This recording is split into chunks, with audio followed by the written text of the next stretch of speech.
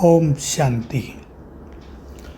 बाबा ने हम सभी को योग सिखाया है और वो भी कर्म योग, ताकि हम कर्म करते हुए शिव बाबा से, सर्वशक्तिवान से, सुप्रीम पावर से, सुप्रीम एनर्जी से जुड़े रहें और उसकी एनर्जी हम में आती ही रहे। बहुत बड़ा योग है। इसी योग को भारत का प्राचीन राजयोग कहा जाता है। यही राजयोग वो है जिसका गीता के चौथे अध्याय के पहले ही श्लोक में वर्णन है। हे अर्जुन, मैंने ये योग सूर्य को दिया था, माना सिखाया था। उससे इक्ष्वाकु, उससे उसके वंश को, राज ऋषियों को पहुंचा, फिर लोप हो गया, फिर तुम्हें सिखा रहा हूँ। भगवान ने पुनः आकर राजयोग सिखाया है। वो लोप हो गया था कि कैसे सोल कॉन्शियस होकर मेरे से कनेक्ट हो जाओ, मेरे से शक्तियाँ प्राप्त करो, मांगो नहीं।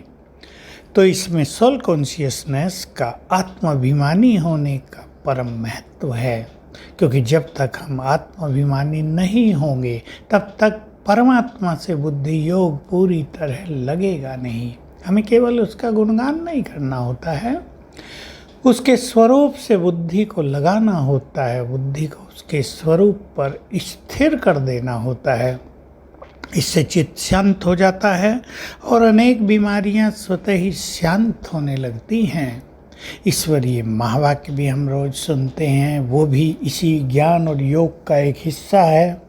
उससे हमारे जीवन में हमें बहुत ज़्यादा खुशियाँ मिलती हैं और खुशी इस जीवन की सबसे बड़ी खुराक होती है। जो मनुष्य खुश रहता है उसके ब्रेन के न्यूरॉन्स यानी सेल्स भी जैसे डांस करते रहते हैं, एनर्जेटिक हो जाते हैं, लाइव हो जाते हैं और वो बीमारियां होने ही नहीं देते, या जो हो गई हैं उसको नष्ट कर देते हैं।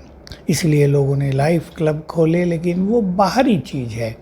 आंतरिक रूप से हमें खुशी हो और मन हमारा प्रसन्न रहता हो, इसकी बहुत आवश्यकता है। बाह्य रूप से हंस लेना वो तो टेम्परेरी होता है।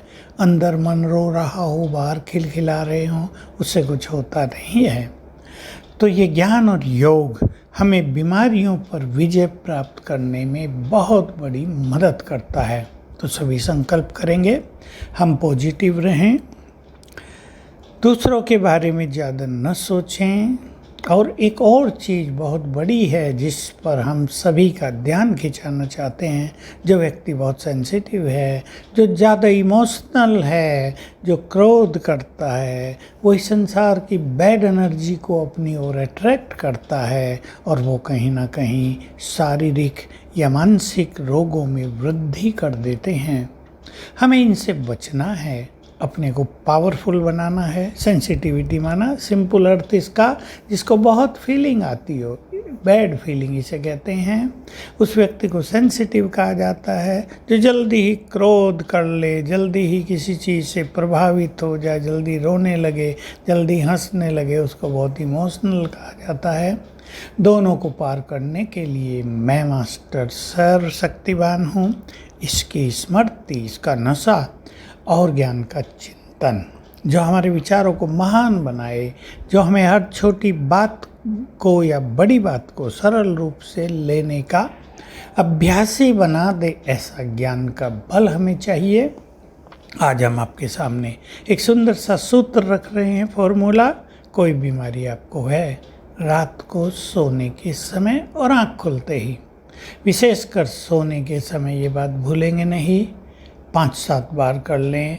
मैं निरोग हूँ, मैं निरोग हूँ, मैं संपूर्ण स्वस्थ हूँ, मैं बहुत स्वस्थ हूँ, ये संकल्प कर लें। आपको हाई बीपी है, मेरा बीपी नॉर्मल हो गया है। सिर दर्द रहता है, मेरा सिर दर्द ठीक हो गया है।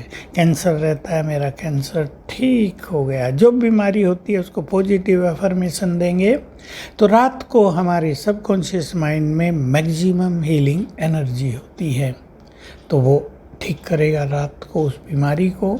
सवेरे भी कर लेंगे, पर रात का समय इसके लिए बहुत इम्पोर्टेंट है। तो आप सदा स्वस्थ रहें और महान योगी बने, यही शुभकामनाएं हैं। ओम शांति।